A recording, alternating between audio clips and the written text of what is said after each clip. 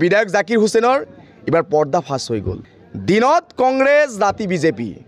বহু স্বাধীনতাৰ পিছৰ পৰাই দীৰ্ঘ সময় কংগ্ৰেছক বিভিন্ন শাসনত বহুৱালে চৰকাৰ বা বিভিন্ন প্ৰতিনিধি বনালে, কিন্তু তেওঁলোকে ইমানেই কেলেংকাৰী কৰিলে যে কেলেংকাৰীত তেওঁলোকে এতিয়া কেলেংকাৰীৰ বোজা সহিব নোৱাৰি লাহে লাহে তলফালে গৈ আছে আৰু নিশ্চিন্ন হৈ গৈ আছে।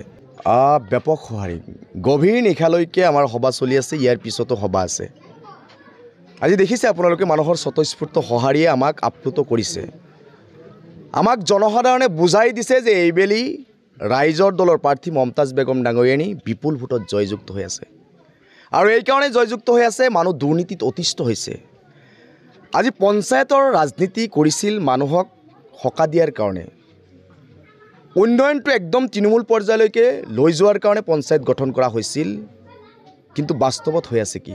দুৰ্নীতিৰ গেং, দুৰ্নীতিৰ ভঁৰাল হৈছে পঞ্চায়তখন। আজি সাধাৰণ জনতাই 1 টকা নিদিয়াকৈ অৰুণোদয় নাপায়, টকা নিদিয়াকৈ বৃদ্ধ পেঞ্চন নাপায়, টকা নিদিয়াকৈ PM কিষাণ নাপায়, 20,000 10,000 টকা দিব নোৱাৰিলে ভিখাৰীৰ পৰ্যন্ত ঘৰ কাটি উল্টা পুল্টা কৰি বিভিন্নজনক দিয়াৰ নজিৰ বা বিভিন্ন এনেকুৱা নিউজ আমি আপোনালোকে কৰা দেখিছোঁ।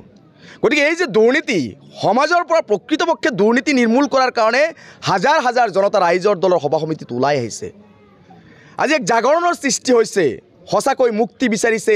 পুৰণা প্ৰতাৰক ৰাজনৈতিক দলবিলাকৰ বিৰুদ্ধে ৰাইজ মাৰ বান্ধি থিয় হৈছে। তেওঁলোকক বহু বছৰ ভোট দিলে, বহু স্বাধীনতাৰ পিছৰ পৰাই দীৰ্ঘ সময় কংগ্ৰেছক বিভিন্ন শাসনত বহুৱালে চৰকাৰ বা বিভিন্ন প্ৰতিনিধি বনালে, কিন্তু তেওঁলোকে ইমানেই কেলেংকাৰী কৰিলে যে কেলেংকাৰীত তেওঁলোকে এতিয়া কেলেংকাৰীৰ বোজা সহিব নোৱাৰি লাহে লাহে তলফালে গৈ আছে আৰু নিশ্চিন্ন হৈ গৈ আছে। আৰু আপোনালোকে এটা কথা লক্ষ্য কৰিছে যে বিধায়ক জাকিৰ হুছেইনৰ এবাৰ পৰ্দা ফাঁস হৈ গ'ল। তেখেত কাৰ মানুহ? দিনত কংগ্ৰেছ, ৰাতি বিজেপি।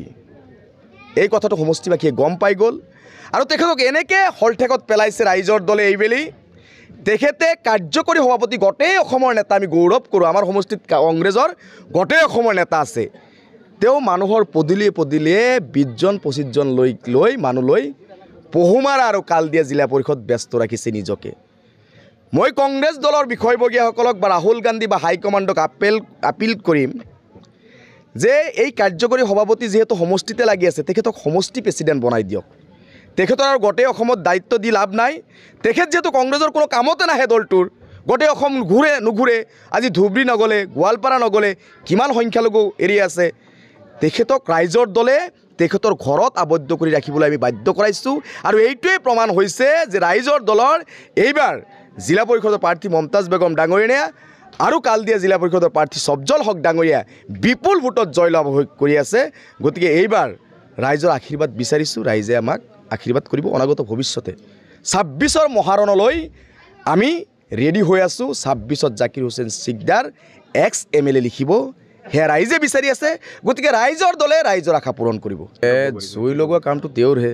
আজিকালি দেখোন গুণ্ডা হৈছে, ভাষণত গুণ্ডামি কৰে, ভাষণত ধমকি দিয়ে। গুণ্ডাবিলাক ঠাণ্ডা কৰাৰ বোলে তেওঁৰ হাতত কিবা অস্ত্ৰ আছে। অস্ত্ৰ আৰু কি? হিমন্ত বেগত আছে, সেইটোৱে অস্ত্ৰ। অপেন মিডিয়াত ধমকি দিয়ে, মোক ধমকি দিছে।